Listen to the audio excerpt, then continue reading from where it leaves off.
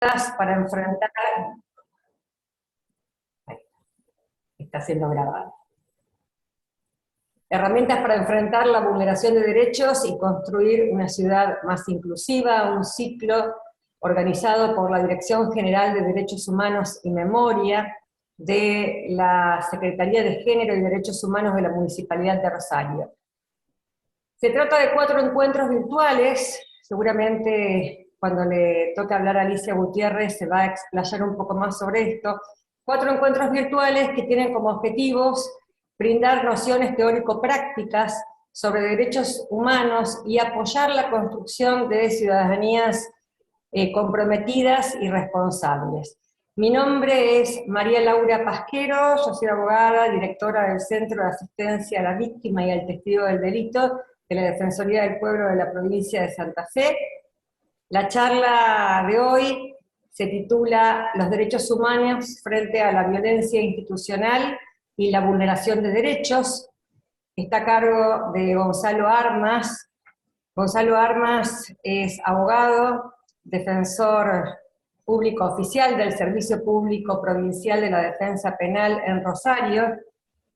Fue fiscal federal ante el Tribunal en lo Criminal Oral de la ciudad de Santa Fe. Integró el Ministerio de Seguridad de Santa Fe como secretario de Control de Seguridad, el Ministerio de Seguridad de la Nación en el área de control y bienestar de las fuerzas de seguridad y la Dirección de Control de la Policía de Seguridad Aeroportuaria.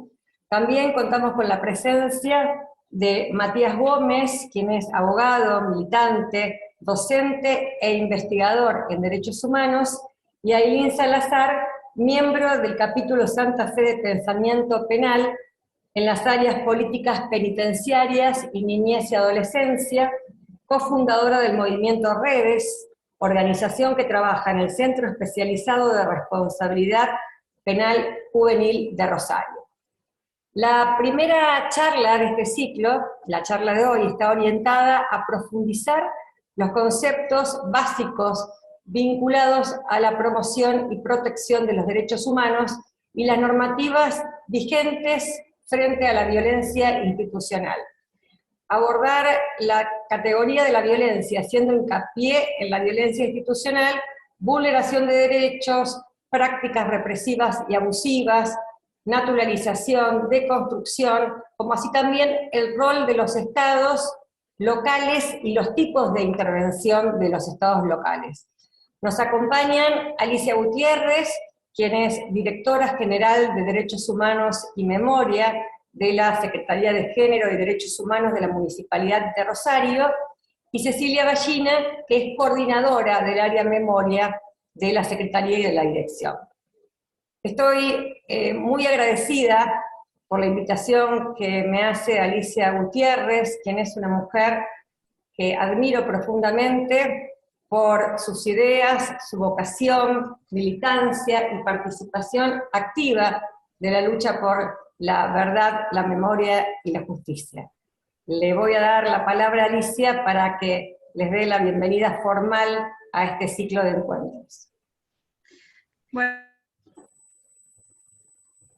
María Laura, por tus palabras, y les quiero dar la bienvenida a todas, a todos y a todos los que hoy están presentes en este Zoom, y se lo damos desde la dirección, como dijo ella, de Derechos, Dirección General de Derechos Humanos y Memoria, que pertenece a la Secretaría de Género y Derechos Humanos de la Municipalidad de Rosario.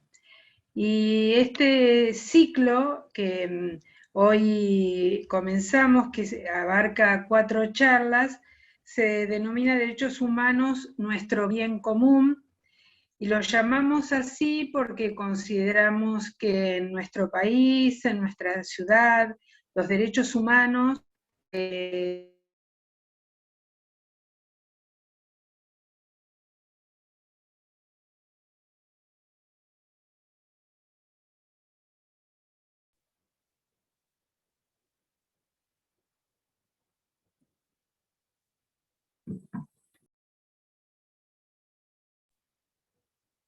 A ver, Alicia, Bueno, se le cortó el audio a Alicia. Si les parece, continuamos y cuando Alicia pueda llegar a solucionar el problema de conectividad, retomamos a ella. Gonzalo, ¿querés comenzar vos con la exposición? Bueno, cómo no, sí, por supuesto, y en todo caso que Alicia si recupera la conectividad que Yo le digo. se incorpore, no hay ningún inconveniente. Antes que nada, y ya como para comenzar, los agradecimientos de rigor, ¿no? A la persona Alicia y fundamentalmente a la organización de las jornadas por haberme invitado a charlar un poco sobre el tema de violencia institucional. Es un tema que uno lo viene desarrollando ya hace unos años. Encuentro gratamente dentro de la audiencia a personas amigas, incluso algunos de ellos que hace mucho tiempo que no veo, e incluso algunos de ellos de los que tengo más que aprender que poder comentarles algo, ¿no? Con quienes hemos dialogado y discutido sobre este tema, incluso en más de una oportunidad, en situaciones más coloquiales, si se quiere. Por supuesto, muchas gracias también, en tu caso, María Laura, con quien compartimos no solamente esta pasión, sino varias otras también que tenemos en común. Bien, la idea un poco es charlar sobre y profundizar un poco sobre el tema del concepto de violencia institucional, porque entiendo que es una de las es uno de los fenómenos, digamos, que ocurre con mucha fuerza dentro de nuestra provincia, de nuestro país y la ciudad también de Rosario, y que asume distintas vertientes y distintas variables que no siempre están del todo conceptualizadas, no se califican como tal y que por ahí pasan desapercibidas, y que creo que es conveniente darle el marco adecuado para poder visibilizar el fenómeno y a partir de allí buscar distintas estrategias de abordaje, de que sean de manera preventivas y también represivas. Por supuesto que uno desde el lugar que ocupa tiene quizás hoy en día más contacto con lo que tiene que ver con la fase represiva, aún con todos los déficits que esa parte conlleva, pero que bueno, vamos a ver si charlamos un poco sobre esto, pero quiero hacer también esta demarcación puntual en razón de que personalmente considero que la caracterización, la conceptualización de este fenómeno debe quedar enmarcado dentro de un componente local, digamos. Debemos entender la categoría de violencia institucional como una voz política contundente, pero de tono local. ¿Y esto por qué lo digo? Porque en realidad la violencia institucional es algo que se da en todo el universo. Yo no lo puedo situar solo y concentrar dentro de nuestra geografía. Lo que pasa que por ahí cada región o cada país o cada continente, la violencia institucional suele tener aristas disímiles que se van percibiendo o se van captando de forma diversa. Por ejemplo, si nosotros nos concentramos en lo que entienden por violencia institucional en Estados Unidos, por ejemplo, veremos que el problema de violencia institucional está mucho más atado a una situación de discriminación, el famoso Black Lives Matter que hemos escuchado últimamente, esto, la opresión a la gente de raza negra, que no es, por lo menos a criterio mío, un problema cierto de envergadura dentro de nuestra región. Si vamos a ver, por ejemplo, en países como España o hasta el mismo algunos países del continente americano, se asocia la voz violencia institucional mucho a lo que tiene que ver con la opresión contra la mujer desde el Estado y la no posibilidad de asegurarle los derechos, que también es un fenómeno local, pero yo creo que el fenómeno local o por lo menos desde mi óptica, aun cuando no haya sido el comienzo en sí mismo, pero desde mi óptica yo lo anclo al origen en lo que tiene que ver con la última dictadura militar, y esto tiene que ver con el plan sistemático de represión ilegal instaurado del Estado. Por supuesto que si uno traslada ese plan sistemático de represión a la actualidad, el concepto de violencia institucional ha sufrido una enorme ampliación en cuanto a qué hechos deben considerarse, en cuanto a quiénes son los posibles autores de estas aflicciones a los derechos humanos, y en razón también de quiénes son las víctimas, y incluso en cuanto a las condiciones que se deben dar para el acaecimiento de los mismos. De todas maneras, yo, aún sin desconocer que incluso uno podría plantear que la conquista del desierto formó parte del hechos de violencia institucional, o los mismos los bombardeos de Plaza de Mayo fueron parte de hechos de violencia institucional. Lo cierto es que, por lo menos desde mi lugar, creo que se explica mejor la fenomenología actual si nos concentramos, si nos anclamos en lo que tiene que ver el juicio de las juntas. ¿Y por qué lo digo? Porque en rigor de verdad, gran parte de la normativa que hoy rige, por ejemplo, el funcionamiento del aparato administrativo represor, y gran parte de la normativa que se van replicando en los distintos ordenamientos jurídicos, han adoptado la ideología de aquel entonces y aún no han sido reformadas en su integralidad, a pesar incluso de grandes dictámenes y grandes hitos que han hecho mención a este problema. A la fecha se van replicando ciertas conductas y costumbres que vienen de aquel entonces. Entonces, lo que sí quiero también hacer referencia a que, como hice mención con antelación, la voz violencia institucional tampoco puede considerarse como una situación, como un concepto cerrado. Es un concepto que va evolucionando y está en constante desarrollo y descripción de nuevos hechos.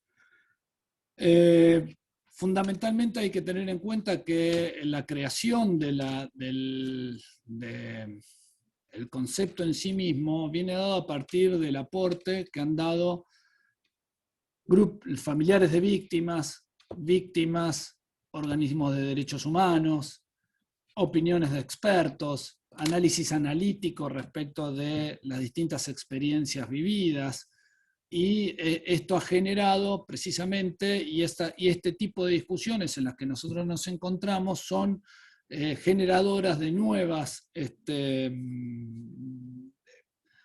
aristas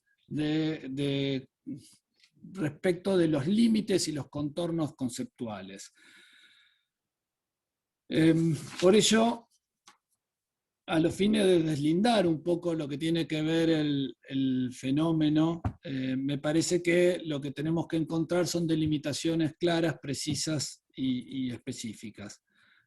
Sin perder de vista, como dije antes, esta cuestión de que va a ser seguramente dentro de unos años puesta en crisis cualquier definición conceptual que se haga ahora, y seguramente generará un nuevo desarrollo. Lo que sí está claro, y si tenemos que partir de una base de limitación, que la violencia institucional es un uso indebido del poder. Un uso indebido del poder o de la fuerza. E implica una noción de violencia desde el Estado. Desde el Estado, como se asoció en un primer momento, de manera directa, muchas veces incluso a través, la identificación se daba a través del Estado, con su interrelación con los ciudadanos a partir de los uniformados, si se quiere, Fuerzas Armadas, fuerzas policiales, servicio penitenciario, pero que hoy, por supuesto, este concepto también se ha ido ampliando. Tomo como base algunas definiciones de algunos organismos que me parece que son interesantes, sobre todo porque darán cuenta que incluso en las mismas definiciones que puedo vertirles, no dejan sus límites totalmente marcados, se insiste y existe una divergencia. Porque, por ejemplo, para la CORREPI, violencia institucional es cualquier injerencia estatal represiva. Hay voces que vinculan a la violencia institucional a cualquier situación injusta o restrictiva de derechos. Algunos hablan de que la sanción de una ley que restringe derechos ya implica violencia institucional. Es decir, como veremos, es una voz muy amplia. Una norma injusta sería un hecho de violencia institucional. A la par, podríamos situar a lo mejor la opinión del CELS o, en contraposición, la opinión de Marcela Perelman, que precisamente es la directora del área de violencia institucional de esa organización, donde plantea simplemente que son interacciones abusivas entre agencias del Estado y ciudadanos. Y si eso lo trasladamos, por ejemplo, a la definición que nos trajo la Secretaría de Derechos Humanos de la Nación, que yo creo que es trascendente, porque en definitiva hay un reconocimiento estatal a lo que se interpreta como violencia institucional, la Secretaría describió como son prácticas estructuradas de violación de derechos por parte de funcionarios pertenecientes a fuerzas de seguridad, fuerzas armadas, servicios penitenciarios y efectores de salud en contextos de restricción de autonomía y o libertad. O sea, en contexto de detención, encierro, custodia, guarda, internación, etc. ¿Qué quiere decir en Buen Romance? ¿Cómo delimitó el Estado en este momento o cómo lo conceptualiza el Estado en la actualidad? A través de la configuración de tres componentes. El sujeto activo, que tiene que ver con quién es el autor de este hecho. En el caso de la Secretaría de Derechos Humanos lo plantea, tiene que ser un miembro de Fuerzas de Seguridad, un miembro de las Fuerzas Armadas, servicios penitenciarios y o efectores de salud. Una relación de contexto que tiene que ver con una situación de encierro o restricción de autonomía y o libertad, y el hecho de la práctica. Ahora, nosotros entendemos, por lo menos a mi criterio, esa conceptualización que viene de la Secretaría de Derechos Humanos tampoco responde al fenómeno de violencia institucional como categoría local actual. Por ejemplo, si empezamos a repasar la cuestión desde el punto de vista del sujeto activo, yo creo que la situación ha quedado absolutamente perimida. La identificación del hecho del solamente puede ser un acto de violencia institucional en la medida que sea aplicada por un policía, un gendarme, un personal penitenciario y o un médico o un obstetra. Ahí hay esa identificación con el uso del uniforme, ya se encuentra mucho más avanzada, incluso hoy en día podría avisorarse y podría afirmarse sin ningún temor de que hay circunstancias donde incluso existen civiles, o mejor dicho, ciudadanos de calle, cuya afectación de un derecho humano de un tercero puede dar lugar a situaciones de casos de violencia institucional. Fíjese que, por ejemplo, la definición que nos trae el Ministerio Público de la Defensa de Santiago del Estero, donde nos plantea que es la violencia física, sexual, psíquica o simbólica, ejercida abusivamente por agentes y funcionarios del Estado, en especial aquellos pertenecientes a las órbitas de la justicia, la salud y la fuerza de seguridad, en cumplimiento de sus funciones. A partir de allí veremos que esa definición del Ministerio Público de la Defensa, Santiago del Estero, ya está incorporando, por ejemplo, el órgano de justicia como un efector proclive a la comisión de delitos de violencia institucional. Y voy más allá. La definición de la Universidad de Quilmes, por ejemplo, que es una universidad que trabaja bastante también en el tema, donde nos plantea en su marco definitorio que es un uso arbitrario o ilegítimo de la fuerza, ejercido por agentes o funcionarios del Estado.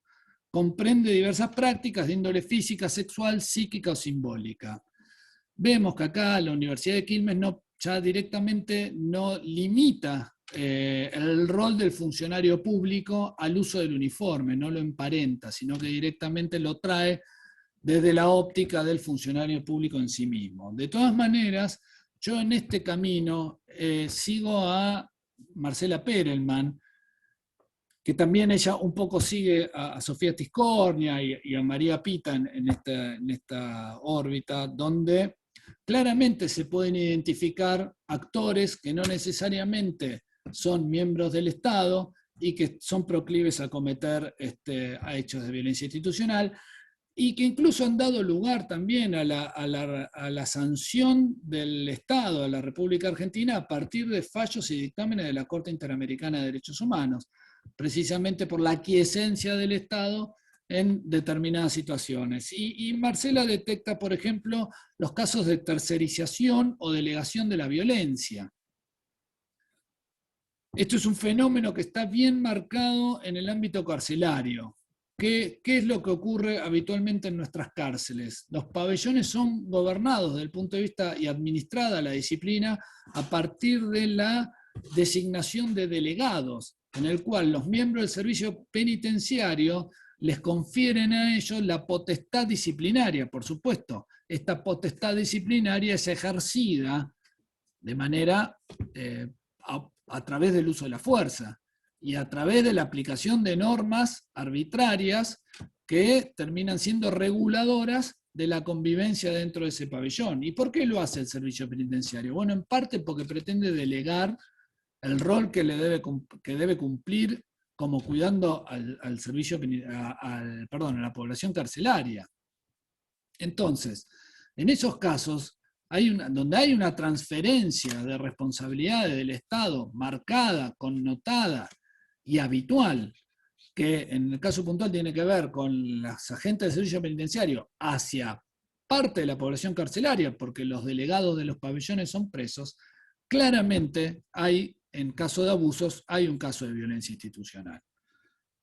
De la misma manera, esto es una situación que se ve no solamente en torno a las cárceles, sino que a veces en la distribución de tierras en algunos barrios populares, de cómo el Estado también a través de distintos agentes delega en punteros barriales o en algunas personas reconocidas de esos lugares la decisión de aplicar y gobernar, si se quiere, a sus conciudadanos. Bueno, a partir de allí también hay una delegación indebida, por ende cualquier acto lesivo que se produzca en ese marco, yo también entiendo que debe ser atendido como violencia institucional y en quedar atrapado en el concepto.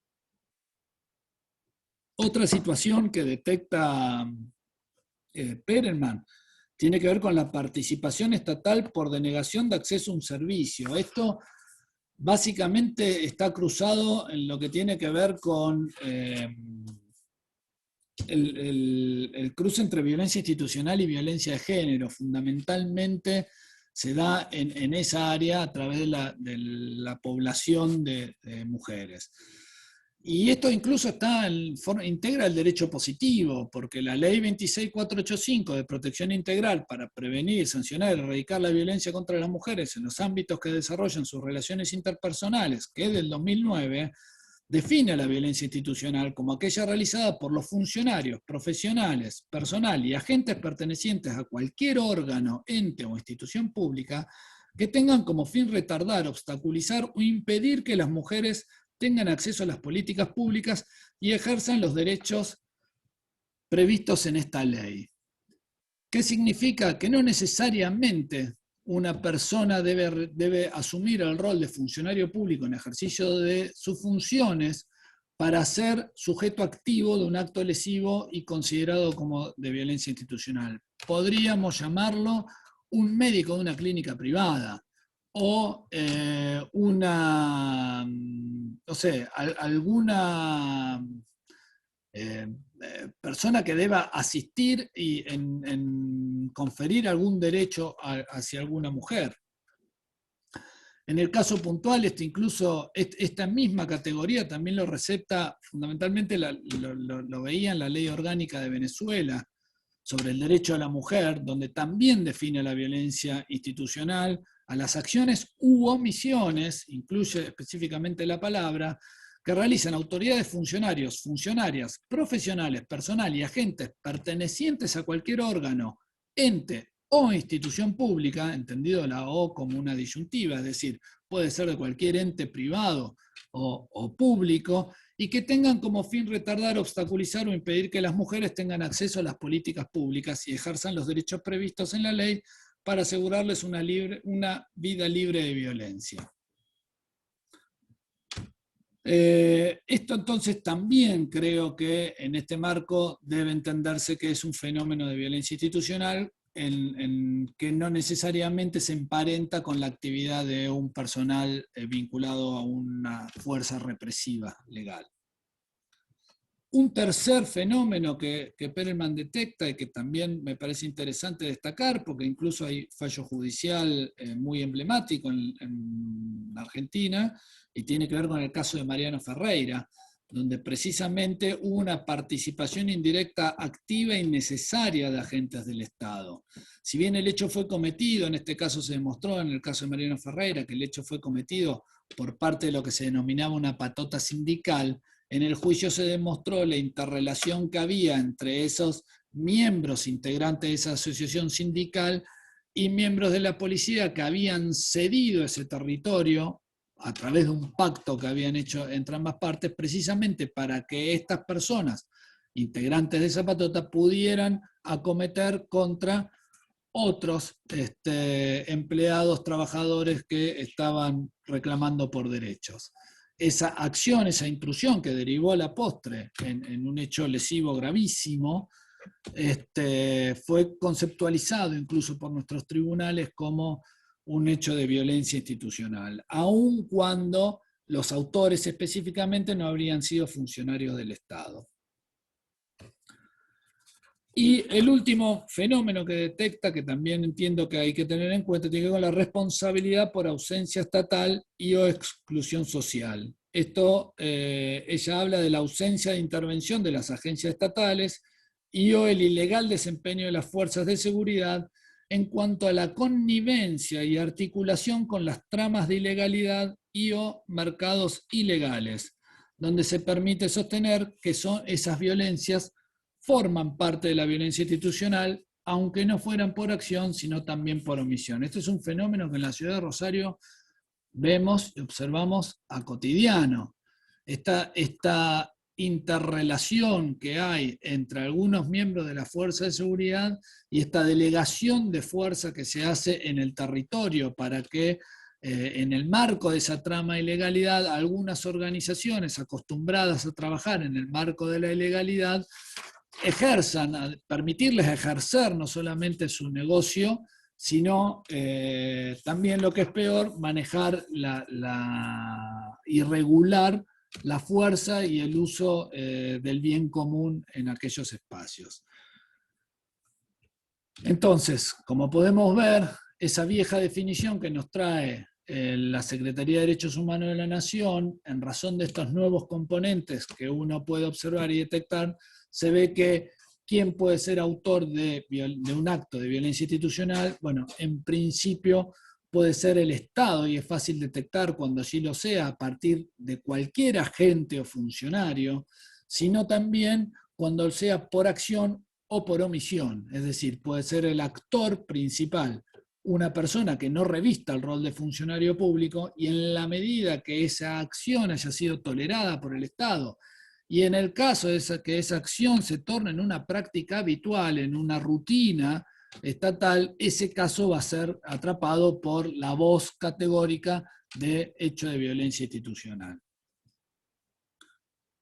El segundo elemento que nos trae la definición, y yo en esto no quiero abusar tampoco porque entiendo que ya lo describí con antelación y ustedes se darán cuenta fácilmente que tiene que ver con el contexto de encierro, que era el segundo componente que la Secretaría de Derechos Humanos determina como necesario para la delimitación de un caso de violencia institucional, no puede verse atrapado en este momento en el concepto, no puede cerrarlo.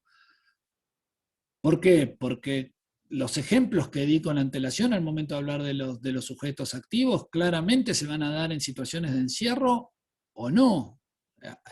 Es fácil identificar el caso de violencia institucional, marca un contexto de encierro, pero si un efector de salud no resuelve un problema de una mujer que va a acudir frente a una situación lesiva concreta, y en la medida que esto se transforme en una rutina, claramente hay un acto de violencia institucional. Yo lo puedo traer también el caso al tribunal, que por ejemplo hay gente que viene y reclama sobre determinados derechos, y en el tribunal toma muchas veces respuestas burocráticas o respuestas cómodas, tratando de deslindarse responsabilidades o no focalizarse en el fondo del asunto. Bueno, esas prácticas habituales que se dan en el marco de estos organismos también integran el núcleo de hechos que pueden emparentarse por actos lesivos por violencia institucional y que no necesariamente implican una situación de encierro. La gente viene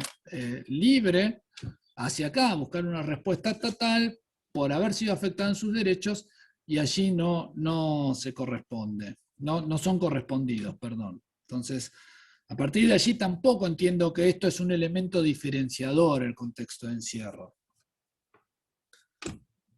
Tampoco explica el contexto de encierro el caso de gatillo fácil, por ejemplo. El caso de gatillo fácil, fundamentalmente, que es un hecho de alta lesividad, que puede ser hacia una persona que esté detenida, o podría ser frente a un tercero, digamos. Un caso de gatillo fácil podría culminar con la vida de un sujeto a partir del mal uso de un arma de fuego por parte de un agente del Estado, y esa persona es un transeúnte que ocasionalmente se encontraba en ese lugar, no estaba en ningún momento vinculado e interactuando con la misma fuerza de seguridad. Entonces yo creo que lo que tenemos que ver a los fines de poder detectar y determinar si un hecho de violencia institucional tiene que ver con la práctica en sí misma, más que en focalizar nuestra mirada en quién fue el autor o en qué situación se da. Por supuesto tiene que ser una práctica donde el Estado, por acción u omisión, tolera esa restricción de derechos. Y esa práctica sí, lo que yo creo que debe tener un componente de violencia. Ahora, ese componente de violencia tampoco lo podemos emparentar con la violencia de alta lesividad o la violencia que afecta directamente a los derechos fundamentales, como tiene que ser la vida o la salud física. Por supuesto que no vamos a tener ninguna duda que un hecho de tortura, un hecho de gatillo fácil, como dije, un hecho de apremios, de aplicación de picana, es un caso de violencia institucional. Claramente, eso no va a generar ninguna duda. Ahora, la detención masiva de gente, a los fines de determinar cuál es averiguar la famosa averiguación de identidad, el hostigamiento que muchas veces hacen las fuerzas de seguridad a personas en los barrios para tratar de gobernar y para tratar de ejercer la autoridad en esos lugares, también son casos de violencia institucional. El problema es que son casos de violencia institucional de baja lesividad y además que están normalizados y han sido aceptados gran parte de ellos por la población en general, por ende ni siquiera están atendidos o están captados como una problemática real y concreta. Me atrevo más a decir, ese tipo de hechos que son de baja lesividad, que yo creo que son hechos de violencia institucional y que merecen una sanción por parte del Estado, tampoco son receptados por las mismas autoridades cuando toman conocimiento de ella. En el caso particular, yo puedo dar fe en mi experiencia en el desarrollo de mi labor como defensor público en el Centro de Justicia Penal, donde las actas de procedimiento permanentemente describen situaciones de violencia institucional que tiene que ver, por ejemplo, con el abordaje indebido a ciudadanos en los barrios, y habitualmente los jueces suelen rechazar cualquier planteo en relación a esto. Es más, se ha generado una práctica habitual desde el Poder Judicial, que personalmente creo que está configurando un acto de violencia institucional y que tiene que ver con el desglose de la investigación. Cuando los jueces toman conocimiento de un hecho que podría ser refractario de un derecho humano de parte del ciudadano que es aprendido, lo que hacen es dividir la investigación. Dejan subsistente por un lado el delito que está siendo investigado por parte de la Fiscalía con relación al origen del tema, le hace un robo, un intento de un hurto, una estafa, lo que fuera, y el caso del que da lugar a origen a la violencia institucional, los desglosan y es investigado por otro fiscal en otra causa que uno nunca se entera después de lo que pasó.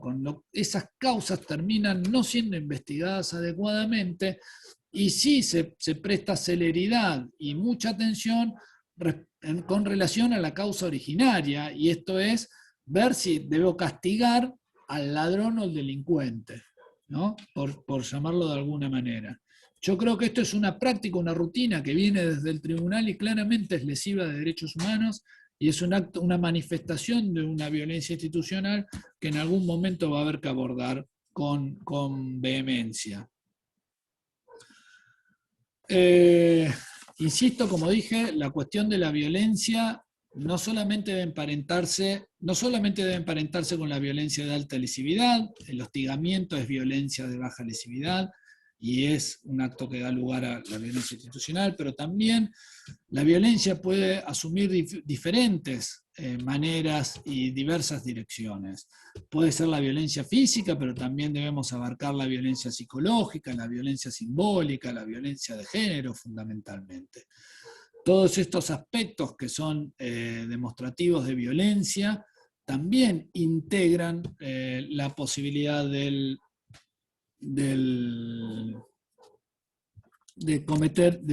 generar responsabilidad estatal por la comisión de un hecho de violencia institucional.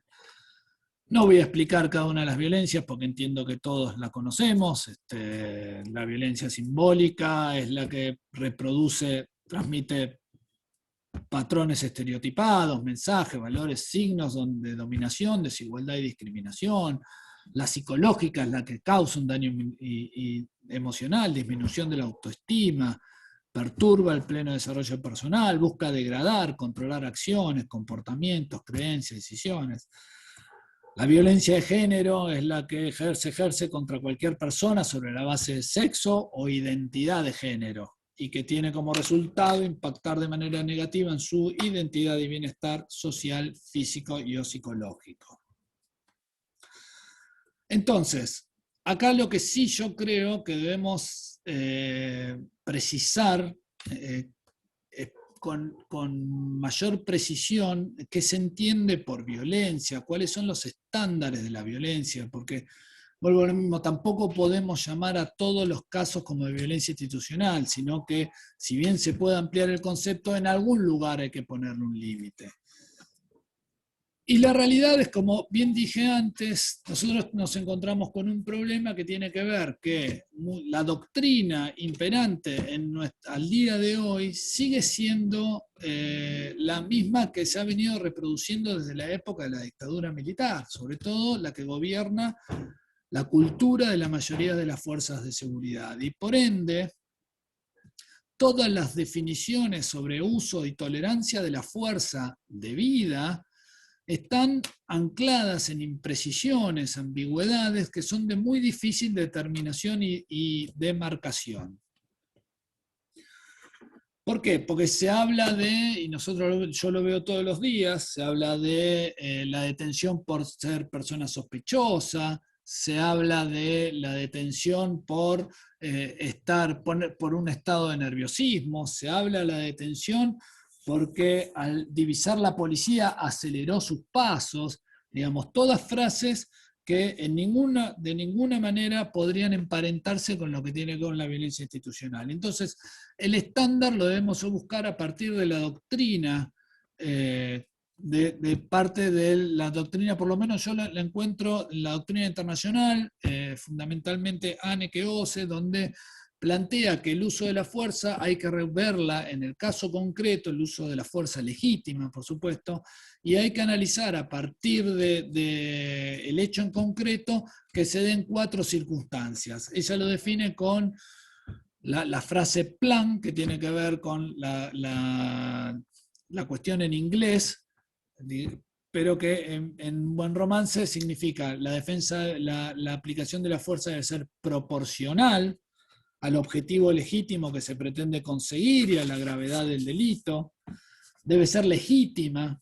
El uso de la fuerza de la policía es legítima cuando se atañe tanto a la legislación local como a la legislación nacional como a la legislación internacional, y esto es importante, fundamentalmente, insisto, la policía hoy en día, las normas que regulan su ejercicio datan de 1975.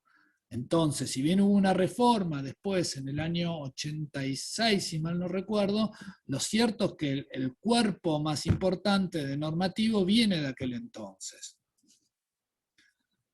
Y a su vez, además, debe darse una oportuna rendición de cuentas. Es necesario que las fuerzas de seguridad, cada vez que apliquen violencia sobre sus ciudadanos, de alguna manera rindan cuenta de su trabajo y de por qué procedió de alguna forma u otra. Y por último, lo plantea desde el lugar de la necesidad. Se puede aplicar fuerza a un sujeto siempre en un caso excepcional y como última razón, digamos, en el caso de que no se haya podido obtener el mismo resultado a través de la utilización de mecanismos no violentos. Por supuesto, eso significa que el uso, por ejemplo, del arma letal que puede tener un personal de la fuerza es claramente muy restrictiva y puede ceñirse a casos muy concretos y específicos que tiene que ver con la defensa propia o de terceros, en caso de peligro inminente de muerte o de lesiones, para evitar la comisión de un delito particularmente grave que entrañe una seria amenaza para la vida, o con el objeto de arrestar a esa persona que represente ese peligro y a su vez oponga resistencia a la autoridad. Y para impedir la fuga en ese caso concreto.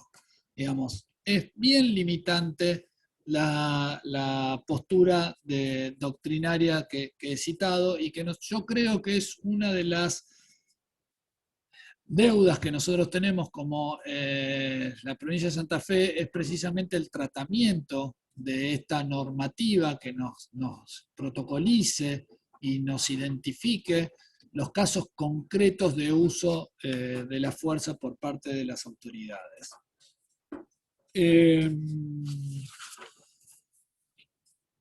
Hay situaciones que yo creo que debemos tener en cuenta también, y como ya me avisaron que me queda poco tiempo, me voy salteando algunos espacios que quería abarcar, pero por lo menos yo detecto algunas condiciones que favorecen las prácticas de violencia institucional. En primer lugar, me preocupa mucho son los discursos legitimantes del uso de la fuerza.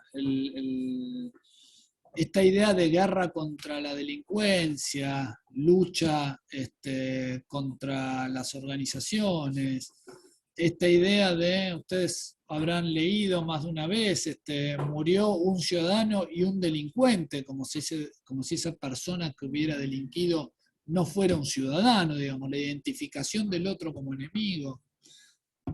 La idea de, y yo con esto no quiero entrar en materias políticas, pero en la provincia de Santa Fe ganó las elecciones un gobernador que propuso la paz y el orden, claramente una idea de refractaria hacia la tolerancia de derechos, digamos, que está enquistada en la ciudadanía. Ese discurso legitimante de necesidad del uso de la fuerza para mejorar situaciones de seguridad, creo que es uno de los componentes que hoy en día nos llevan precisamente a un uso abusivo de la fuerza por parte de muchos de los miembros de seguridad de la provincia. Después, como ya lo dije antes y no lo voy a reiterar, la normativa ambigua. Nosotros estamos gobernados en muchos aspectos por decisiones o definiciones que no son precisas ni son limitantes del uso de la fuerza por parte de los funcionarios públicos o los sujetos que trabajan conjuntamente con él. Tampoco está lo suficientemente instalado este fenómeno como una práctica, como una problemática real y concreta. Yo no veo que forme parte de los discursos mayoritarios de las agendas públicas de los partidos gobernantes, y en esto no hago cargo a ningún partido especial, sino lo veo en la mayoría, o en todo, por no decirlo en todos, no lo veo instalado a la problemática como tal. Incluso también, como hice mención antes, lo que tiene que ver con la naturalización de estas prácticas. Muchas veces nos pasa, incluso me pasa a mí en el ejercicio de la defensoría, que muchas veces los chicos detenidos, al momento de ser detenidos, son agredidos y ellos nos informan a veces respecto a esa agresión, pero directamente lo ven como una situación natural y ordinaria, como que en esa interacción el uso de la fuerza o el uso, o lo que tiene que ver, para hablar ejemplificativamente, un cachetazo es normal y ordinario, eso lo ven como algo que ni siquiera merece ser denunciado. Y a eso le tengo que agregar incluso que no ha habido una eficaz respuesta del Poder Judicial a los casos que han sido denunciados oportunamente por la Defensoría Pública. Me pongo como ejemplo, porque lo veo como uno de los casos más emblemáticos, la situación de sobrepoblación y hacinamiento en la unidad penitenciaria número 11 en la localidad de Piñero. Ya la Corte Suprema hace, creo que 2 años, determinó que había una superpoblación carcelaria y que el Estado provincial debía necesariamente reordenar a la población carcelaria en un término y le fijó un plazo de 6 meses. Bueno, hasta el día de hoy no solamente que no ha habido ningún reordenamiento, sino que empeoró la situación. Hay muchos más detenidos en este momento en Piñero de lo que había por aquel entonces. De hecho, ya tenemos en más de una celda casos de 3 o 4 personas durmiendo en la misma celda, para que tengan en cuenta, cada celda tiene 2 camas, quiere decir que el tercero duerme en el piso. Y si está el cuarto, debe turnarse con los otros 3 a ver en qué momento pueden dormir. Esos claramente son reflejos de violencia institucional. Ya termino, Pasquero. Ya, gracias.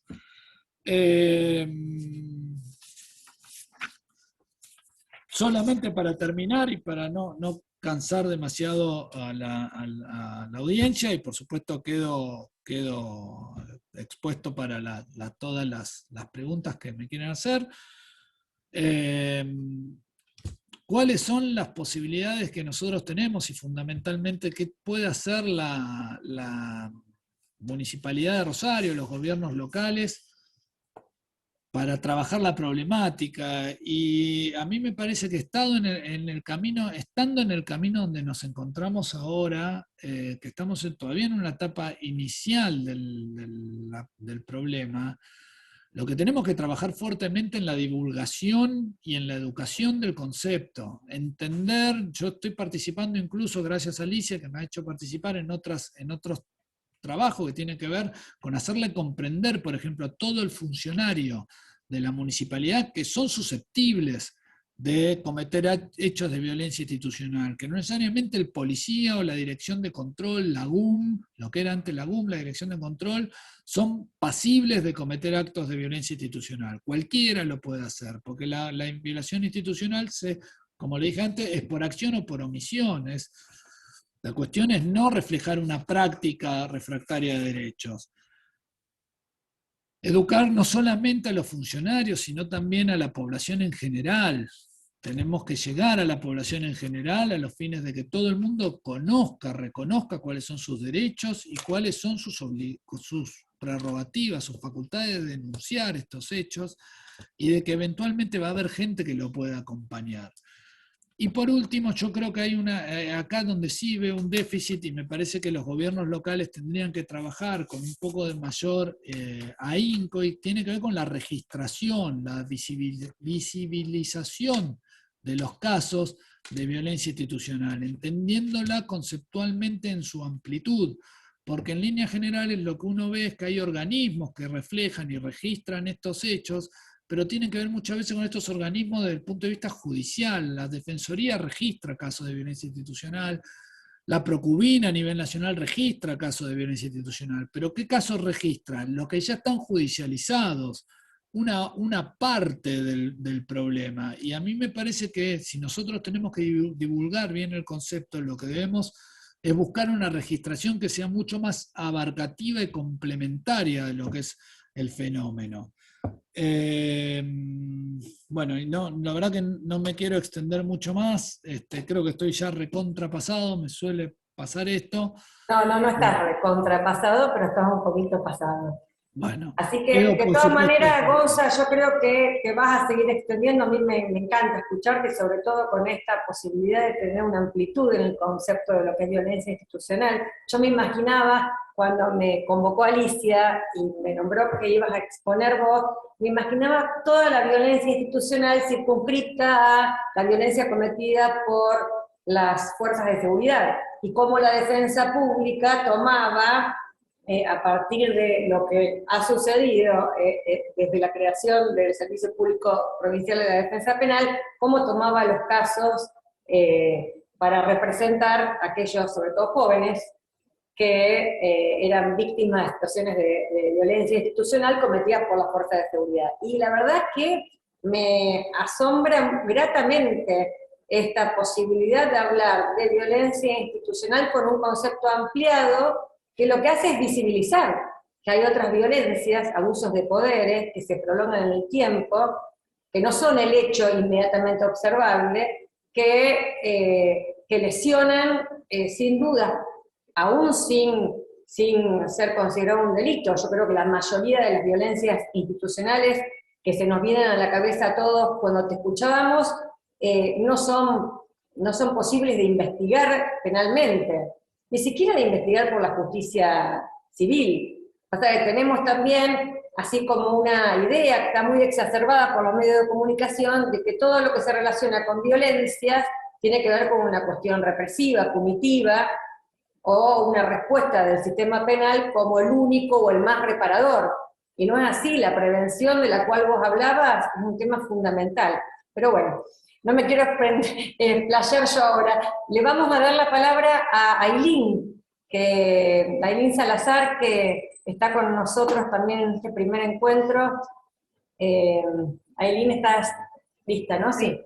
Sí. Bueno, buenas tardes a todas, a todos. Muchas gracias por la invitación en nombre del capítulo de Santa Fe, de la Asociación Pensamiento Penal.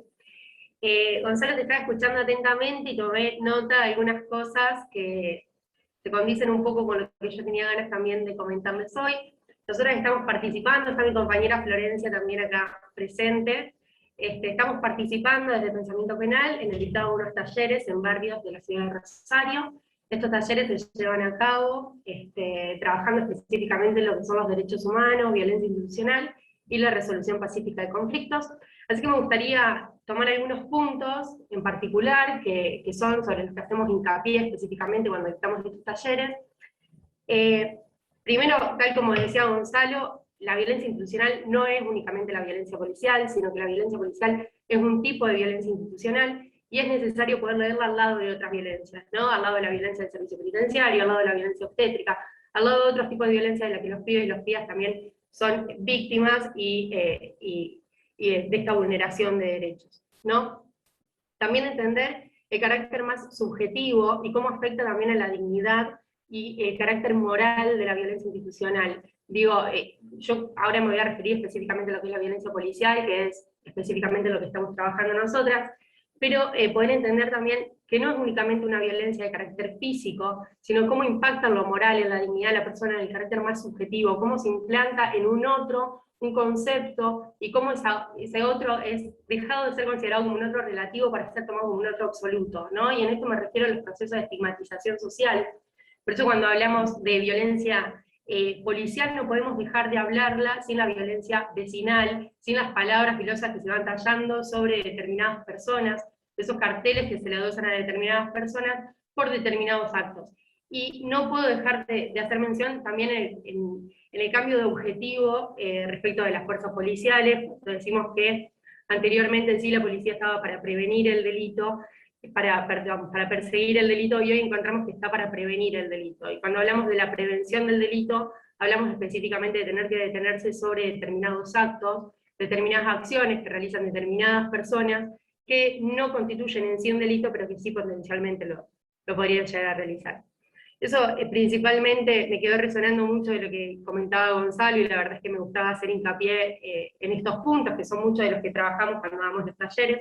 Nosotros apuntamos principalmente a desnaturalizar las prácticas de violencia institucional, de las que son víctimas los pibes y las pibas de los barrios populares, específicamente hablamos de la ciudad de Rosario, que es donde estamos llevando a cabo estos espacios, pero digo, ¿qué rol también pueden ocupar las organizaciones sociales, que son quienes se encuentran en el día a día, en los barrios, trabajando con estas personas? Entonces, ¿qué podemos hacer para poder generar un diálogo también con las fuerzas de seguridad? Yo siempre digo que en la medida en la que no nos posibilitemos pensar a la policía, que no sea como un monstruo, con alguien, un extraterrestre, con el que no se puede establecer diálogo posible, no vamos a poder bajar los índices de violencia institucional, de violencia policial específicamente, sino poder generar un diálogo con la policía me parece que es la clave a lo que deberíamos apuntar las organizaciones sociales cuando trabajamos en barrios en lo que refiere en hechos de violencia policial. Y en ese sentido también nosotros cuando trabajamos los hechos yo dije en el inicio, los talleres están referidos específicamente a lo que es violencia policial, más que nada, porque son los casos que más nos comentan, pero también hablamos de resolución pacífica de conflictos, y es poder entender también qué hacer frente a esos hechos de violencia institucional. Me parece que es clave y que apuntamos a esto, ¿no? Cómo poder trabajar las distintas formas de violencia que se viven día a día en los barrios. Yo no quiero robar mucho tiempo, porque sé que no hay demasiado, pero bueno, quería hacer principalmente hincapié sobre esto, y después, bueno, poder dejar lugar a las preguntas y comentarios generales. Gracias, Ailín. Matías, ahí te veo si querés comenzar. Bueno, gracias por la invitación a la dirección, Alicia. Bueno, mi exposición va a ser breve y desde la mirada como militante de derechos humanos, el uso de las herramientas jurídicas y teóricas se nutre de la praxis política y están direccionadas también a la acción política. Mi acercamiento a la problemática de la violencia institucional se da a partir de la participación en la multisectorial contra la violencia institucional entre los años 2016, 2017 y hasta el 2019. Lo específico que se trabajaba en la multisectorial es la violencia policial. Así que bueno, voy por un lado, en relación a la violencia institucional como problema de derechos humanos, le voy a comentar un poco la experiencia de la multisectorial, y después por otro, en relación a la violencia institucional como problema de la seguridad pública, quiero hacer algunas propuestas sobre seguridad democrática y reforma de algunos instrumentos jurídicos como comentaba Gonzalo. Bueno, mi participación en la multisectorial se da a través de la organización Hijos. Yo militaba en la organización Hijos e integramos ese espacio. Bueno, ahí pude conocer un poco cuáles eran los problemas concretos de violencia policial en la ciudad, cuáles eran las respuestas de las agencias del Estado y los organismos públicos, y cuáles eran las políticas públicas en concreto que se desplegaban en la ciudad. Como decía Gonzalo, algunas cuestiones en la teoría o en la academia pueden ser fácilmente encuadradas como violencia institucional o violencia policial, pero después en los casos concretos, desde ahí tuvimos que hacer un trabajo muy arduo de militancia para que los organismos públicos lo encuadren, sobre todo las fiscalías, como casos de violencia institucional. En primer lugar, quiero hacer un breve ejercicio de memoria sobre algunos de los casos más resonantes. En el año 2014, Franco Casco fue víctima de desaparición forzada, con tan solo 20 años. En el mismo año, Michelle Campero, de 18 años, e Iván Mahfoud, de 26 años, fueron ejecutados por la policía. En el 2015, Gerardo Pichón Escobar, de 23 años, Carlos Godoy, de 25 años, Jonathan Herrera, Maxi Zamudio, de 16 años, Jonathan Ojeda y Alejandro Ponce fueron asesinados en distintas situaciones por la policía de Rosario. En el 2016, Brandon Cardoso resultó víctima fatal de la violencia policial. En el año 2017, David Campo y Emanuel Medina fueron fusilados por la policía en una persecución. Y en el 2017 también, María de los Ángeles París muere en circunstancias violentas en una comisaría de la ciudad de Rosario.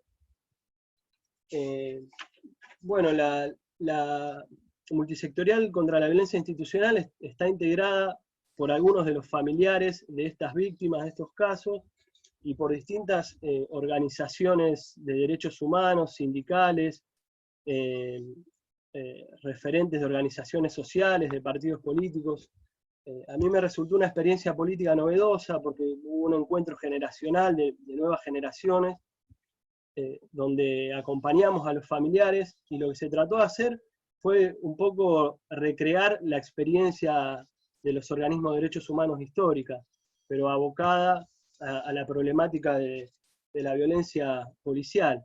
En primer lugar, el posicionamiento del Estado y los medios de comunicación es negar el fenómeno de la violencia policial o la violencia institucional. Lo que veíamos es que ante un caso se reproducía en los medios de comunicación la versión policial, y después la Fiscalía también en algunos casos hacía lugar a la versión policial, y teníamos que hacer todo un trabajo político y jurídico para desmontar la versión en los medios, darle la palabra a los familiares, y un trabajo jurídico para que la investigación sea eficaz y eficiente desde el principio. Como sabrán, si no se realizan desde el comienzo las investigaciones de manera eficaz, después se pierde, como el secuestro de las cámaras de seguridad o determinadas pesquisas que tienen que hacerse en los primeros momentos. Entonces el trabajo fue inventar ciertas prácticas de militancias, pero tuvo tres ejes. Un eje comunicacional, que tiene que ver con visibilizar la problemática, poner la voz de los familiares y desmontar la versión policial. Un trabajo jurídico, con tratar de ver que las fiscalías trabajen de forma eficiente y que los otros organismos del Estado involucrados, ya sea del nivel local o el nivel provincial, intervengan de manera eficaz, ya sea asistiendo a la víctima o brindando algún recurso. Y por el otro lado, construimos una acción jurídica colectiva con abogados de distintas organizaciones y abogadas, llevando adelante querellas y haciendo aporte a la investigación. Cuando Gonzalo comentaba que había casos que le parecían fáciles encuadrarlo académicamente, en la práctica, por ejemplo el caso del fusilamiento, en una persecución donde la policía después monta una escena de enfrentamiento, o el caso de Maxi Zamudio, donde la causa es archivada y después del trabajo jurídico y político que hicimos es desarchivada. Vemos que lo que en la academia parece como algo fácil de encuadrar, a nivel de las instituciones del Estado es muy difícil. ¿Por qué esto? Porque es responsabilidad del Estado. Entonces, lo que aparecen son investigaciones, como decía, parcializadas, pero bueno, también puedo transmitirles que en entrevista con fiscalías no lo encuadraban como un problema de derechos humanos. Yo no sentí con los funcionarios del Ministerio Público de la Acusación, con los que en esta práctica de militancia pude tener intercambios, que estuvieran sensibilizados. Lo que aparecía era la naturalización de que los jóvenes de los barrios populares son merecedores de esa violencia, que hay un circuito de violencia que los capta de las organizaciones criminales, y que esas son consecuencias naturales de eso. Por un lado eso, hay una disputa jurídica con los organismos públicos del Estado, de todos los poderes, por calificar la violencia institucional. ¿Por qué? Porque trae responsabilidades los funcionarios que están en el ejercicio del poder público. Hay un informe a nivel local que elaboró la Cátedra de Criminología y Control Social de la Facultad de Derecho de la UNR, que muestra que la población afectada mayormente de la violencia policial son los jóvenes varones de los barrios populares. Entonces vemos que el poder punitivo y el ejercicio de la violencia estatal se despliega sobre esos sectores, sistemáticamente. Entonces tenemos una democracia que se asienta en un despliegue sistemático de violencia sobre los jóvenes en los barrios populares. Desde la multisectorial, bueno, se elaboró un documento fundacional donde se utilizó la categoría de violencia institucional que mencionó Gonzalo de la Secretaría de Derechos Humanos de Nación, pero más allá de la categoría que se utiliza para describir el fenómeno, lo importante fue cómo se trabajó en la práctica política en el abordaje de los casos, ¿no? Y bueno, en el documento fundacional se fijaron los objetivos, que eran visibilizar la problemática, acompañar a los familiares, exigirle al Estado mejores políticas públicas y luchar por justicia en los casos concretos. Eso es por un lado, bueno, la violencia policial como problema de derechos humanos. Quería extraerle esta práctica de militancia de los derechos humanos como una construcción social, una acción política, donde la acción jurídica se utiliza estratégicamente a través del discurso, interpelando al Estado, no solo denunciando, sino exigiendo mejores políticas públicas, exigiendo desempeño eficaz y efectivo, sobre todo al MPA, que no respetaba los estándares internacionales sobre investigación. A modo de ejemplo, en el caso de Pichón Escobar, el allanamiento de las cámaras de seguridad se da 3 meses después, y bueno, en el caso Franco Casco también, la intervención del Instituto Médico Legal fue muy cuestionada.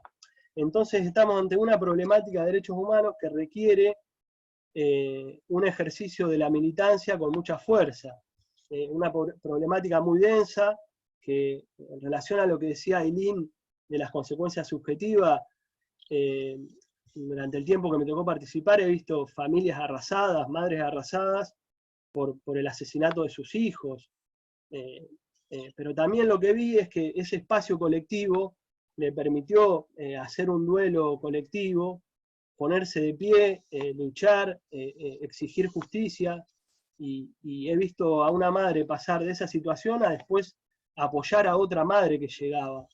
En esto, si bien yo no viví la experiencia de militancia de la primera época de los organismos históricos como madres, abuelas o hijos, por una cuestión generacional, pero sí creo que hay cuestiones que se emparentan en cómo acompañar a los familiares, cómo fortalecerse, cómo construir una demanda de justicia.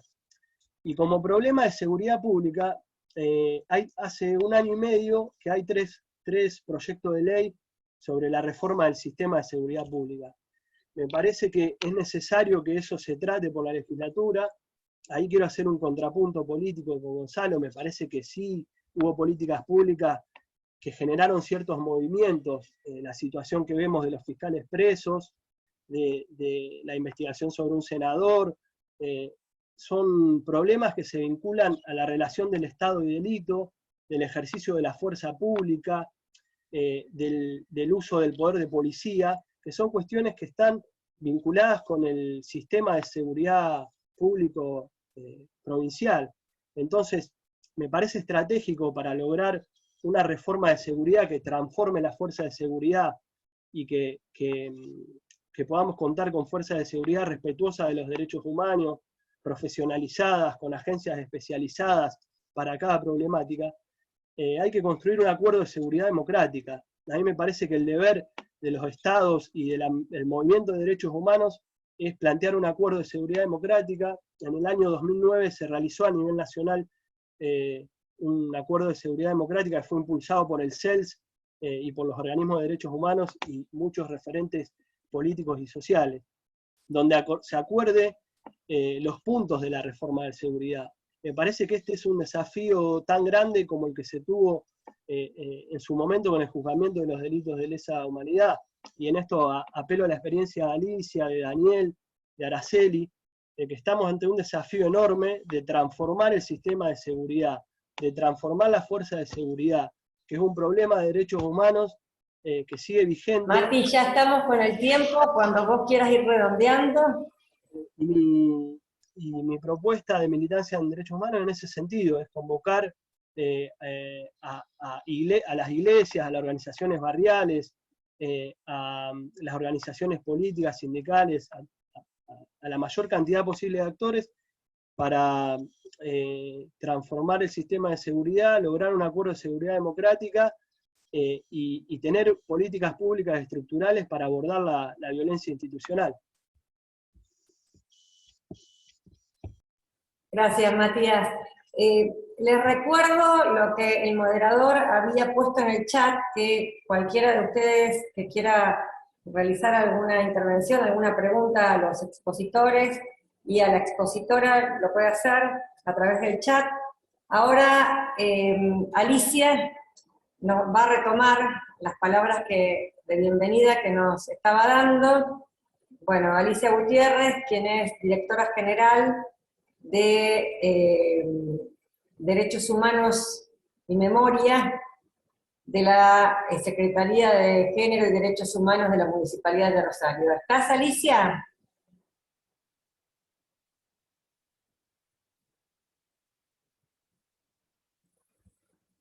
Desmuteate, Alicia.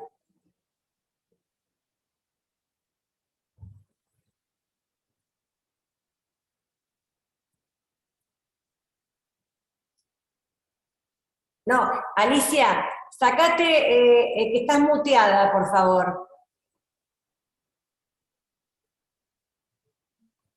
María Laura, vos no la podés desmutear. A ver, Araceli. No. El moderador técnico quizás la pueda desmutear. Yo no la puedo desmutear. Ali, toca donde dice mute.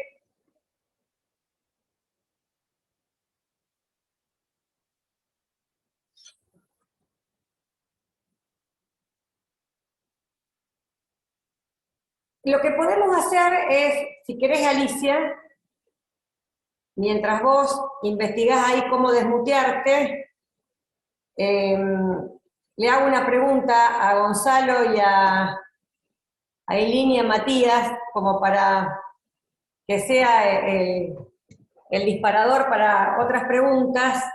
Por ahí a lo mejor Ceci vos la podés llamar por teléfono como para indicarle cómo desmutearse. A mí me pareció muy interesante, insisto, lo de Gonzalo con la apertura del concepto de violencia institucional.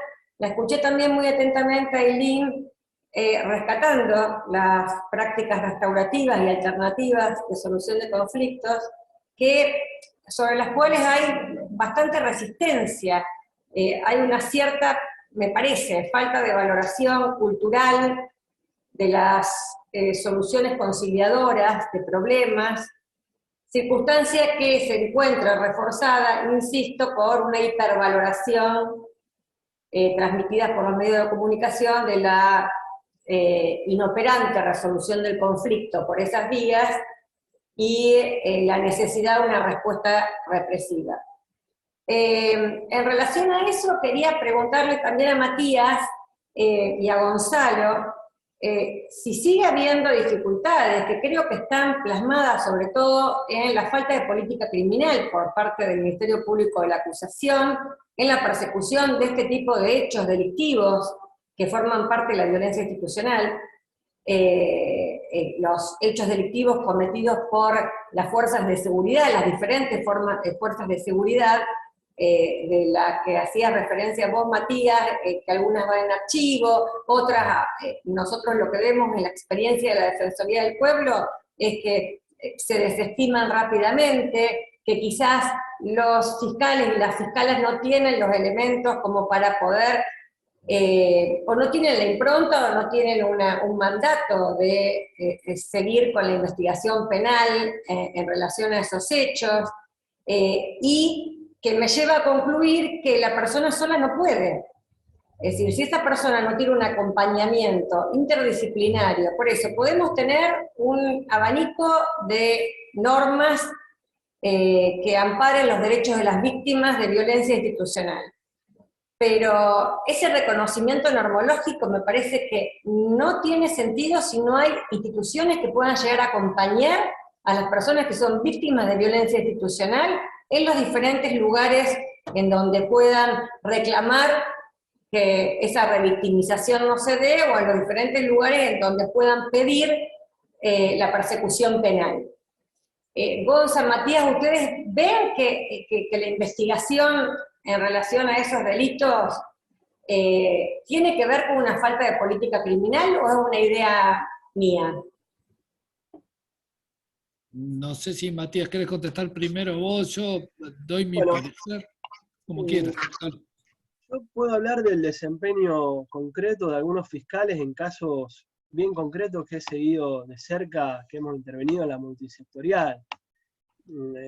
Después del trabajo político que hicimos y jurídico, sí se han modificado las conductas, y hemos, por ejemplo, pero bueno, son casos testigos que da cuenta del desempeño de distintos fiscales. Si nosotros no hacíamos el trabajo jurídico y político para que se desarchive, esa causa sería archivada, o sea que revertimos eso. Lo mismo que los criterios de investigación, no se puede demorar 2 meses la pesquisa de una cámara de seguridad, eso lo sabe cualquier estudiante de derecho, o sea que se borra y se pierde la prueba, que debe ser colectable inmediato, son cosas básicas. Nosotros desde la multisectorial elaboramos un informe donde recogemos estas prácticas y los estándares deficitarios que veíamos en las investigaciones del MPA. Pero bueno, yo lo enfocaría más como desempeño individuales de los fiscales en casos concretos que como una política institucional. Pero bueno, tampoco vi un compromiso en ese sentido. Sí lo vi en la defensa pública, donde la defensa pública tiene un área específica y pudimos trabajar, es otro el rol de la defensa, por supuesto, con diferentes roles técnicos, pero bueno, eso se ve en el día a día, en el acompañamiento de los casos, cómo son las respuestas de los funcionarios de la agencia del Estado, desde lo humano, desde la atención a las personas, hasta las medidas técnicas jurídicas concretas como estas que le menciono. María Laura. Sí, Alicia, ahí está. ¿Ahora me escuchan? Bueno. Sí, perfecto. Esperamos un segundito y le damos lugar a Alicia. Yo más que la bienvenida, ahora lo que les quería emitir algunas opiniones con respecto a mi experiencia que tuve a lo largo de muchos años como legisladora con respecto a la violencia institucional. Yo creo que sí, durante muchos años, no solamente a nivel provincial, sino también a nivel nacional, eran escasas las voces que se manifestaban en contra de la violencia institucional, porque era como algo normal o natural dejar que esto siguiera tal como había sido durante la época de la dictadura. En Santa Fe no tenemos mecanismo contra la tortura. Durante 12 años presentamos el proyecto y nunca fue aprobado. Fue modificado de miles de formas, pero nunca al Senado le resultó oportuno el momento de poder sancionarlo, y es así que no lo tenemos. Ni siquiera un mecanismo contra la tortura mucho más diluido, llamémosle de alguna manera. Ninguno. Y hoy sigue habiendo reclamo de los familiares de las personas detenidas en las cárceles, por ejemplo. A nuestra página permanentemente, y algunos contactos que me quedaron con familiares, llaman permanentemente preguntando qué pasó, que hubo una requisa, que hubo golpes, que hubo personas que están baleadas ahí adentro, y que, bueno, recurrimos a la defensa y inmediatamente actúan. Yo creo que en eso se ha avanzado mucho, y es cierto que al principio el MPA no daba ninguna respuesta a los casos de violencia institucional. A lo largo de los años, y a fuerza de que las organizaciones sociales, también legisladores, la Comisión de Derechos y Garantías de la Cámara de Diputados, se fue logrando mejoras en todos estos aspectos. Y en ese sentido yo quiero recalcar algo. La municipalidad, como tal, la Municipalidad de Rosario, no recepciona, sí recepciona las denuncias, pero deriva a las personas hacia los lugares que corresponden, ¿no es cierto? Pero sí realizamos tareas de prevención de todo lo que tiene que ver con la violencia institucional. Esos talleres que enumeraba Ailín son talleres del programa Nueva Oportunidad, que se realizan para los jóvenes de las zonas vulnerables, para que conozcan sus derechos y puedan reclamar sobre ellos, y se los pueda acompañar obviamente también.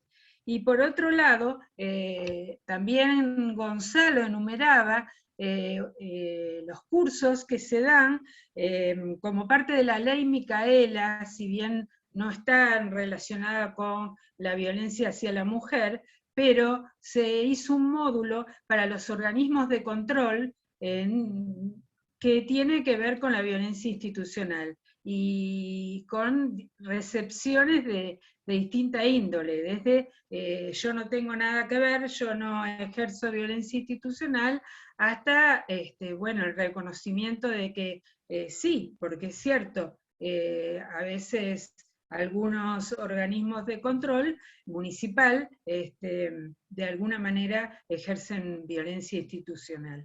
Entonces, creo que los tres poderes del Estado siguen estando en falta con respecto a lo que es la violencia institucional, pero yo no dejo de reconocer de que es muy importante que hoy la Secretaría de Derechos Humanos de Nación, de provincia, de municipalidad, reconozcamos que existe la violencia institucional y que hay que combatirla, y acompañar a las víctimas de violencia institucional.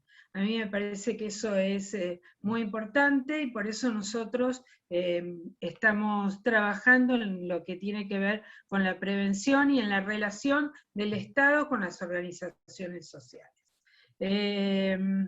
Nada más, y gracias a todos los que y todas los que han participado de este evento, y los invitamos para los próximos.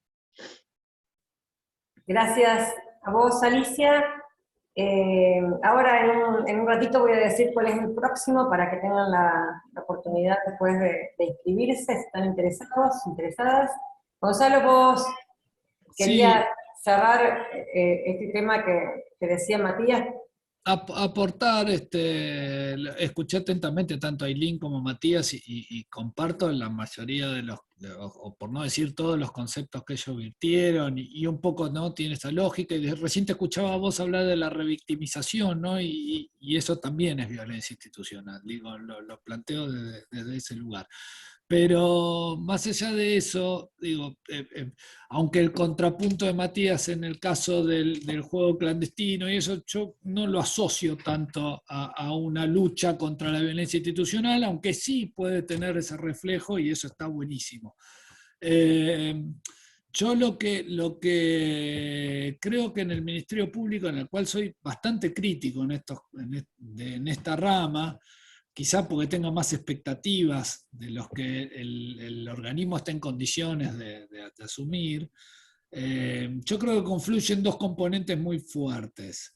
Una es la incapacidad estructural sí, bien digo, de dar respuesta a toda la problemática que recibe. Digo, la realidad es que la complejidad de Rosario hace que no están en condiciones de abordar todos los temas con la preocupación que los casos merecen.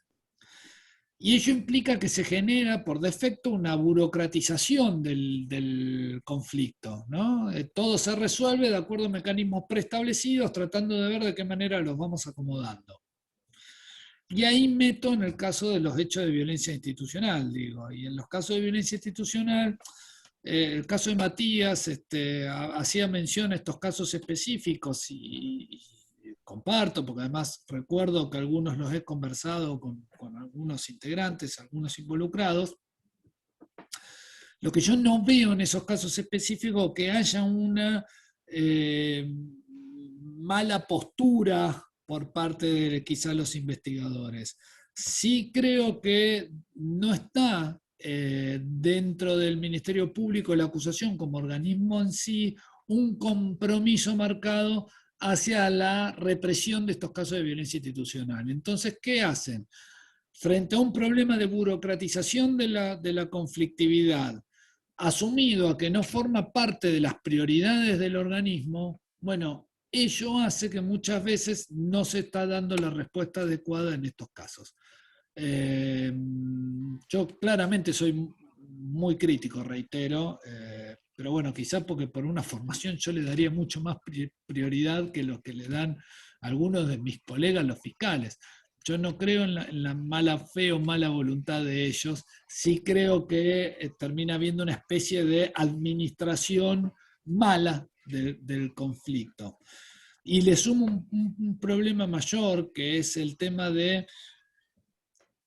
y acá no quiero ser temerario con la afirmación, pero hay una suerte de dependencia entre el organismo persecutor civil, el que tiene que ver con la fiscalía, a la agenda o a la capacidad de investigación que tiene el personal de la policía de la provincia de Santa Fe. Esa situación de dependencia hace que es muy difícil que los fiscales confronten con, salvo excepciones y hay casos, pero como línea política en general yo veo una especie de, no digo de sumisión, pero sí acompañamiento por parte del Ministerio Público de la Acusación a situaciones planteadas desde lo social y que tienen que ver con acciones policiales, donde refleja claramente una actividad indebida de esa policía. Y creo que, no sé si, insisto, puede ser por esta cuestión de la burocratización, o hasta algunas veces yo me he enojado con algunos y les he dicho que tienen miedo a enfrentarlos. No sé si realmente es el miedo a enfrentarlos, pero sí creo que entre vuelvo al principio, entre lo que tiene que ver con la escasez de recursos para hacerse cargo de todo y la falta de política clara y marcada en este aspecto, es lo que termina dando el diagnóstico tuyo que dijiste, María Laura, el cual yo comparto plenamente y que se repite en la actualidad. Y por eso es tan necesaria y tan importante la participación de los organismos de derechos humanos, fundamentalmente la multisectorial, ha avanzado mucho y se ha visibilizado mucho esta cuestión a partir de su trabajo. La gente de Pensamiento Penal sé que está trabajando mucho en el tema también, y por supuesto sé que Alicia, y conozco la preocupación, o sea, es importantísimo que incluso desde áreas del Estado y de los lugares, los organismos avancen en este aspecto. Y me quedo picando una situación de Ailín, que mencionó Ailín, y que la traigo acá a colación, que tiene que ver que no necesariamente el hecho lesivo o el hecho o la violencia institucional aplicada signifique que necesariamente la respuesta deba conllevar una sanción a partir de una sentencia condenatoria de un juez penal. Digo, hay que asumir distintas variables, por eso es muy bueno lo que dice Alicia, hay que involucrarse todo el Estado. tenemos un déficit enorme en la provincia de Santa Fe en la sanción de normas que ya están universalmente aceptadas, como el protocolo facultativo de prevención contra la tortura, como el código de conducta para funcionarios encargados de cumplir la ley. Todas esas normas son años, y sé lo que ha luchado Alicia para que se apliquen, y aún no se han podido resolver o avanzar demasiado. Entonces, el empuje que se haga de estos lugares, no digo, y de los organismos, por supuesto, no solamente que es necesario, sino que es imprescindible para visibilizar este tipo de fenómenos y para poder avanzar.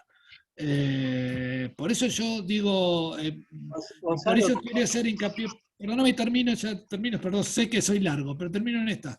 Por eso quería hacer hincapié en esto, primero en la amplitud del concepto, no ceñirnos a casos determinados. Y segundo, en la amplitud de las soluciones posibles, entendiendo que es una lucha larguísima, que ya viene emprendida hace mucho tiempo por mucha gente, pero que va a llevar seguramente muchos años más, y sacrificio y militancia, como bien dijo. Perdón. No, yo quería hacer una aclaración o un agregado. No, lo que yo veo que se está discutiendo la relación Estado-delito y el uso y el control político de la fuerza pública en el Estado provincial, que si bien no lo podemos relacionar directamente con la violencia institucional, sí con el control político de la fuerza de seguridad y con la relación de los poderes, entre los distintos poderes del Estado, en el control del delito y en el ejercicio de la fuerza pública. La Corte Suprema ha intervenido sobre quién tiene la potestad sancionatoria de los fiscales, y ha habido determinados debates que para mí eso es un botón de muestra de un fenómeno más amplio que está por debajo sobre cómo funcionan las agencias del Estado en su relación con el delito, en su desempeño en el uso de la fuerza pública. Entonces me parece que hay un momento muy intenso políticamente, democrático, donde hay que debatir estas cuestiones de los fenómenos más macro y plantear determinadas estructuras que llevan años, como la institución policial, ¿no? Y con la relación de los tres poderes del Estado, y en ese sentido lo había pensado, pero por una cuestión de tiempo no lo puse dentro de la exposición, pero para mí es para pensar esos hechos que se están dando institucionales, políticos, sobre el uso de la fuerza pública y sobre las relaciones institucionales que se están dando en la provincia para intervenir sobre esos problemas. No sé si me puedo explicar. Bueno, gracias Matías, gracias Gonzalo. Cecilia Palina, que es la coordinadora del área de memoria de la dirección y la secretaría, también va... No, sigue María Laura, gracias. No, yo quería hacer una breve intervención, justamente porque me parece muy interesante primero la situación que logramos crear acá en esta conversación, con la Dirección de Derechos Humanos de la Municipalidad, la multisectorial, militantes, abogados, Ministerio Público. O sea, me parece ya que esta situación indica la voluntad, por lo menos desde la municipalidad o un estamento del Estado, que tiene que estar involucrado en esto que marcaron los tres, ¿no? Como en la visibilización y en generar un espacio de visibilización y de diálogo con esto. A veces no es fácil, muchas veces hay momentos obviamente de tensión y de reclamos hacia el Estado, pero yo creo que esos momentos de reclamo al Estado no debieran no permitir que existan estos otros momentos, porque yo lo escucho a Matías, o lo escucho a Gonzalo, lo escucho a Eileen, y nos aportan un montón de cosas en la construcción de esta visibilización. Por lo menos, por ejemplo, en el eje Matías de comunicación y visibilización, nosotros estamos trabajando mucho con el programa de señaléticas, y eso tiene un valor, hacerlo desde el Estado. No es porque no se haya hecho en otros lugares, ni porque sea ningún invento increíble, sino porque hacerlo desde el Estado, tener la posibilidad y la oportunidad de implementarlo, bueno, implica una posibilidad que no hay que dejar pasar, ¿no? Estamos acá y tenemos la posibilidad de dar ese paso, ¿no? Desde la voz del Estado poder poner un cartel que diga violencia institucional, que es también un nuevo paso, ¿no? Luego de una larga lucha por el tema del reconocimiento del terrorismo de Estado.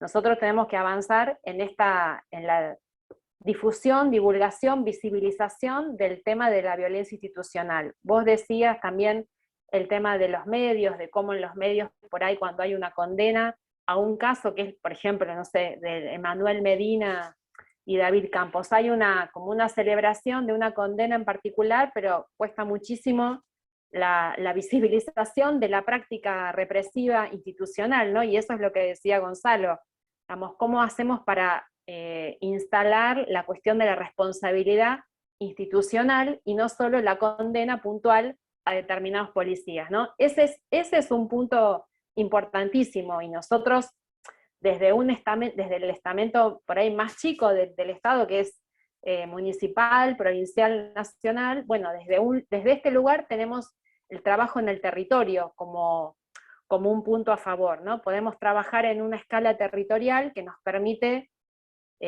bueno, poner en acción las posibilidades de visibilizar ese concepto en el espacio público, en el diálogo con las organizaciones. Así que me parece como muy importante seguir generando este espacio, porque tenemos como que aprovechar los momentos donde podamos dar estos pasos y no sean momentos de retroceso, sino que son momentos de poder construir eso en conjunto. Bueno, eso quería señalar como para marcar la importancia de estos espacios, así que les agradecemos mucho a todos. Gracias, Cecilia. Bueno, me toca cerrar, yo no sé si, porque vi que no hay preguntas en el chat, así que ya estamos en hora y podemos cerrar. Me parece muy, muy importante lo que decía Cecilia y lo que también dijo Alicia de la tarea que tiene la Municipalidad de Rosario a través de la Dirección de Derechos Humanos y Memoria en la prevención y promoción de derechos. Es imprescindible la tarea de prevención, sobre todo difundiendo información. Solemos dar por sentado que la información está, y que la información está instalada, y la información no está no solamente en las personas que viven en lugares más alejados al centro, a las grandes ciudades, sino que tampoco está en algunos operadores y operadoras de los diferentes organismos del Estado. Esa falta de información tiene también que ver con una falta de compromiso individual. Recién mencionaban la ley Micaela y la posibilidad que tenemos todas y todos los que trabajamos en los organismos del Estado de estar formados, sensibilizados con la perspectiva de género, y la incomodidad que genera también esto en algunas personas que lo que pretenden es sacarse la foto con el cartel que dice yo me capacité. Ahora, cuán importante también es una capacitación y un compromiso individual e institucional de cada uno de los organismos de los tres poderes del Estado en una perspectiva de derechos humanos, porque en la violencia institucional, que resalto nuevamente la amplitud de Gonzalo para hablar de la misma, y que se puede dar en las defensorías generales de los tribunales, que quizás algunas de ellas, por estar abarrotadas de trabajo, no pueden brindar una defensa técnica adecuada a las personas que se acercan, y se genera una desigualdad enorme porque el pretendido acceso a la justicia no se puede dar en aquellas personas que no pueden ejercer los derechos.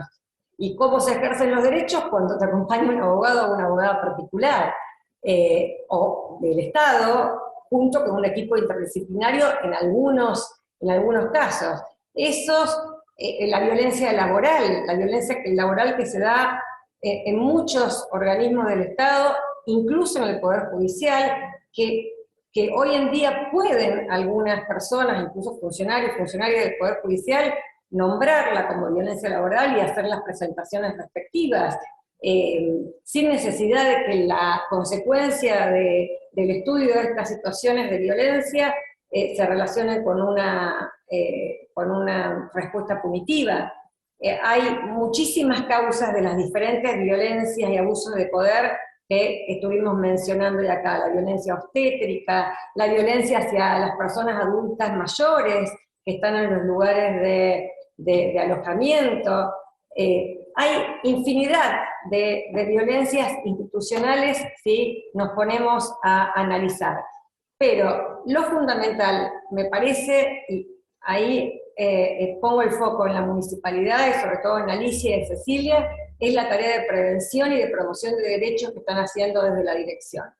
Porque después, lugares para hacer la denuncia, eso existe, digamos, pero más allá de la respuesta que pueden dar esos lugares, por eso es fundamental que a esos lugares las personas puedan ir acompañadas, que no vayan solas. El acompañamiento en esos monstruos de tribunales de justicia es fundamental, porque si no, las personas se pierden.